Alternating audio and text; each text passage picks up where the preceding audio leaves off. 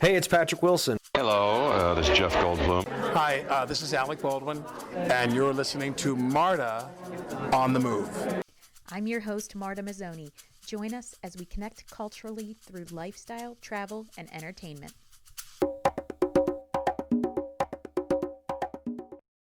Happy 2021, everybody. We are here. We have made it. Everything is fine. We're all doing well, right? I'm going to take a moment and just say, if you're not doing well, it's totally cool. If you build up 2021 as like this precipice to being awesome, and then you're here and you noticed not much has changed, it's okay. It's all right to feel that way. Feel your feelings, and I just know you are not alone. Everyone is out there. I'm back.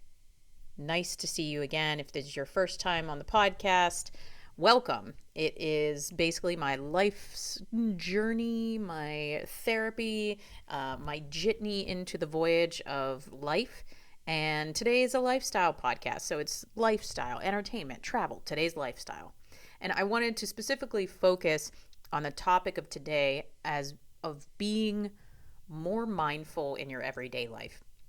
This is something that I am going to strive for in 2021. Everybody has their thing, right? We have their intentions that we wrote. I think one of my intentions was to be more kind, which honestly, can you imagine if everybody's intention was to be more kind? Just saying.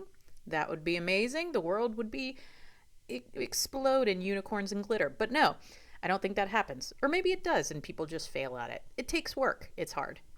I digress. Back to having more mindfulness in your life. So I began my journey with meditation about 7 years ago. My husband and I took transcendental meditation. We've been studying it ever since.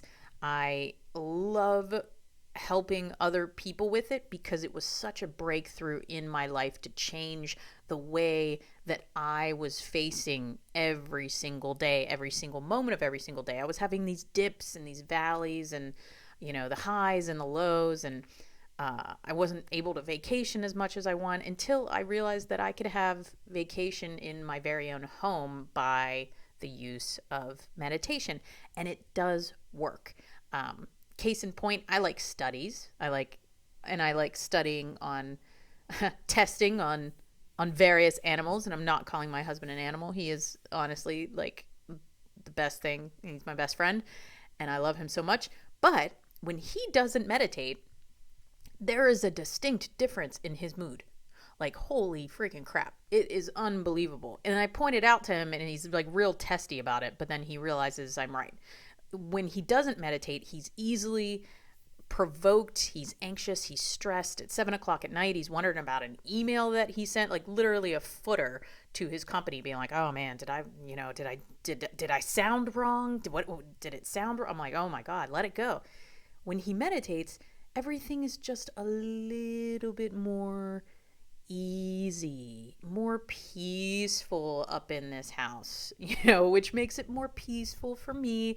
And then you're sharing the peace. If you live with somebody during COVID, it is not easy. I should do a podcast on that alone, of how people, we were thinking of people that were alone in COVID, and we were like, oh, those people are alone.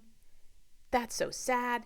But now, when you're stuck with the same person over and over and over again, you're looking at those people that are alone. You're like, oh shit, like they're just like getting in touch with themselves. Like they're becoming their own best friend.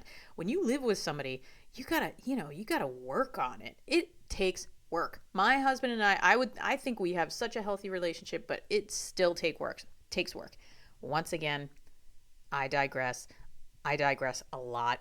I fly off tangent a lot in this podcast because I think of one thing, I'm like a squirrel. Bringing it back to mindfulness, how to be more mindful in your life. I guess my point was that, the meditation works. That was my point. Let me just stick a pin in that.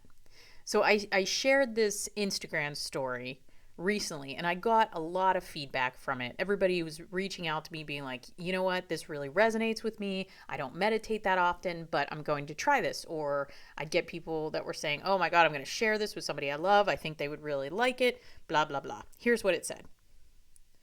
It says, make your life a meditation. Walking can be a meditation. Washing dishes can be a meditation.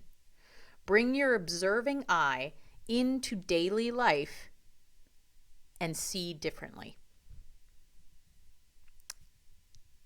I'm just going to let that land, lemon, just for a second. So that's kind of the point of this podcast is, okay, that's great. But in what ways can I do that? They say make walking a meditation. Okay, but how?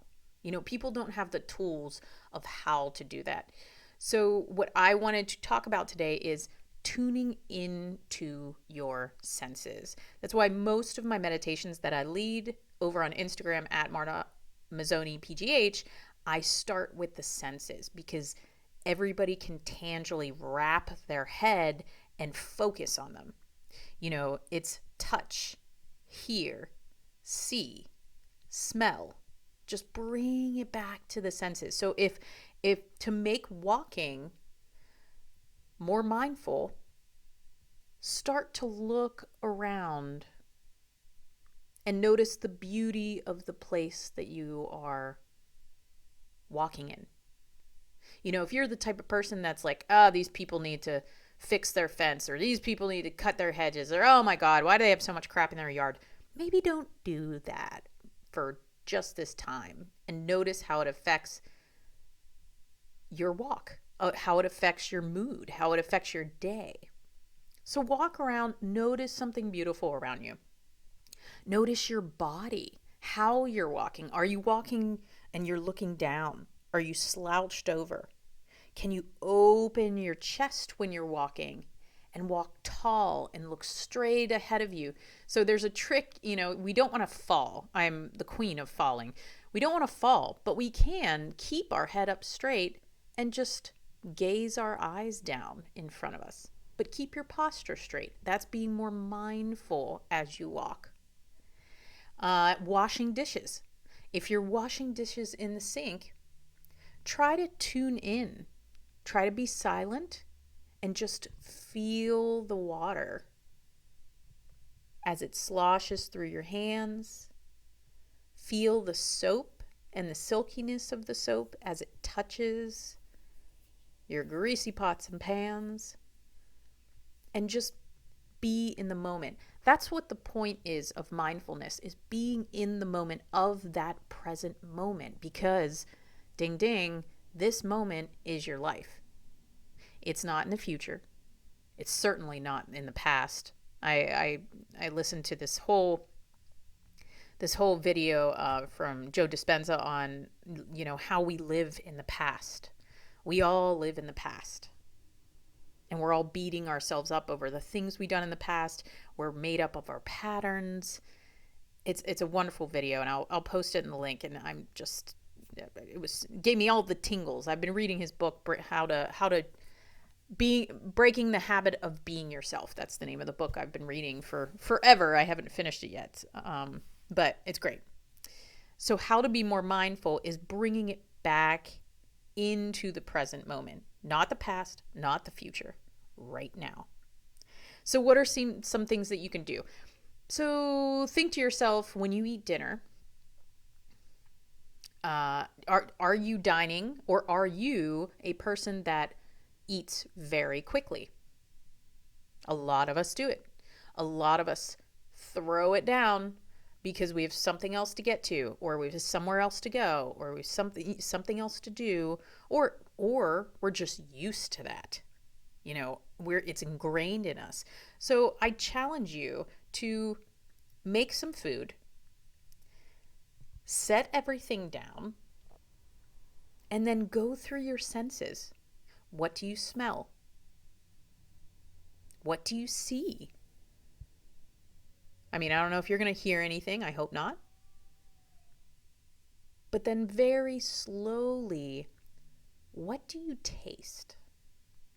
close your eyes, shut off your senses, and tune in to what you're putting in your body, why you're putting it in your body, for fuel, for health.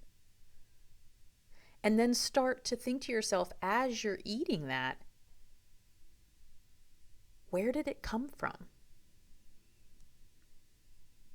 How many people did it have to go through in order to get to you? How many hours in a person's day did they have to give up for you to have that one bite of food? And I work in the food service, so I know how long it takes to get to the plate. From the farm or the field to somebody picking it and then shipping it and then processing it and then selling it and then reselling it and then probably reselling it again, maybe again, until it gets to the grocery store and then it gets to your plate and then you prepare. I mean, think about that. Be mindful of that and have some gratitude towards it. That's a wonderful way to be mindful in your food, which I actually think is one of the most important things to do, because then you start to break those habits, those unhealthy habits, when you start thinking of where your food comes from and how it's filling you up and the intention behind it. So there's all of these things, right? Taste, texture, smell. There's so much to notice in every single little part of our lives. So this is a activity or a challenge I want to propose out to people in the world. Take something that you do every day and put mindfulness to it. So maybe your shower. Ooh, this is a great one. This is a great one. Okay. When you're taking a shower, this is going to be the best shower of your life, by the way. Just prepare for the glory of this shower. You're going to set everything up. Get the temperature to where you want it to be. And then step in the shower and stand. We're so afraid to get our face wet. Stand under the stream with your face in the water and close your eyes and just feel all of the water cascading down your body. Feel it as it touches your head, the warmth. Tune into every single place it's touching your body. And then start to think which parts of your bodies are cooler and which parts are warmer. And then actually touch your body. Feel your body as it feels underneath the water. That's an excellent one. Another one, if you have a partner, offer a massage and be mindful in the way that you touch. Oh, this is a great one. I just thought of it. Not even massage, but how about being more mindful in the way that we touch people we care about? If we have a partner, being more mindful of whatever your hands are doing, of where you're placing them, of how his sweater or his shoulder or his leg or whatever feels underneath your hand. If you're hugging, how it feels to have that front of your chest touching their chest. When you meet up with someone, all right, this is a great one as well. I could go on all day about being mindful. I hope you're enjoying this. I hope you're taking notes, actually. Take a note. Take a memo.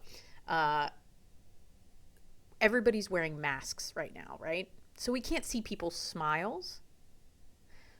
Try to be more mindful about your eye contact. We are becoming so disconnected in this world. everything's going online. Ugh, it's just killing me. Relationships are, they're strengthening, but a lot of them are suffering. Day-to-day interactions with people. So be mindful of making eye contact. Just doing that with another person. People can read your eyes. There's a lot going on in the eyes. So be mindful of making eye contact with people, of saying hello.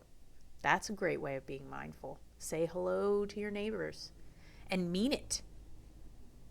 Ask them how their day's doing and mean it. That's all. That's all I have. And honestly, that is my wish for 2021.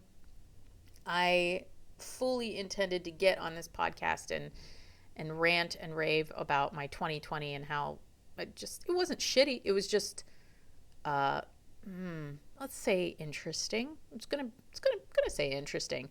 And I fully intend to talk about my 2020, but I'm not ready to yet.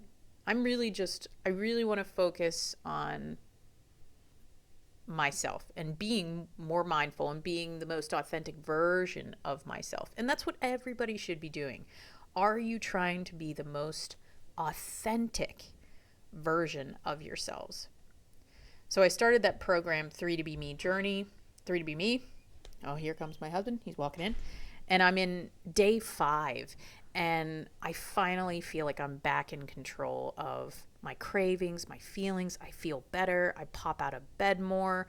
And I know that is a struggle. Like, that is something I work on every day. Because if you would have caught me, 5 days ago, I was like miserable and bloated and angry and like a cat, like don't touch me or I'll scratch you. And I had that vibe. That's how quickly you can turn your mood around. That's how fast. It didn't take me 5 days. It took me like 2 days. And then I started to feel better. It's small steps, people. And one of the things that is going to help you get there is being more mindful and pulling this into your everyday activities. You don't need a huge meditation practice to meditate. Meditation is just mindfulness. That's all it is. You don't need to sit like a guru on a mountain. You don't need to take 10 minutes, although you should because it's great. But if you don't, it's cool. Just bring that mindfulness to anything that you're doing, because honestly, if you're doing something, why not make it mindful and make it meaningful to you? If you've chosen to do something, you're in it already. You might as well buckle up and enjoy it and really get the most fulfilling experience that you can get from it. I mean, right? If you made a meal, you put all the work into the meal. You prepped it, you cooked it, you bought the foods, you spent the money, and then you're just hoofing it down your throat rather than paying attention to the texture and the smell and the taste and where it came from and every mouthful that you are enjoying. So that's my challenge to you. Try that. Start with food. Start with the next thing that you eat. Literally, stop listening to this podcast because it's going to be over soon. And grab something from the fridge. And take a bite of it and close your eyes. And just feel all the feels. It's amazing how much of life we're missing just going through the motions. And that's not our fault. I mean, we are so distracted. Everything is a distraction. Every little thing. But that's why you have to stop and slow down and tune in. And that's all I have to say, folks. Find me at martaonthemove.com, Twitter at ICan'tFindMarta. If you ever want to chat stuff like this, I love chatting stuff like this. I'm just over here trying to literally be that authentic version of myself. And some days I win and some days I fail. But the key is to not stop trying, because then you just spiral downward. But I'm good today. I hope you are too. I love you guys. Keep it moving.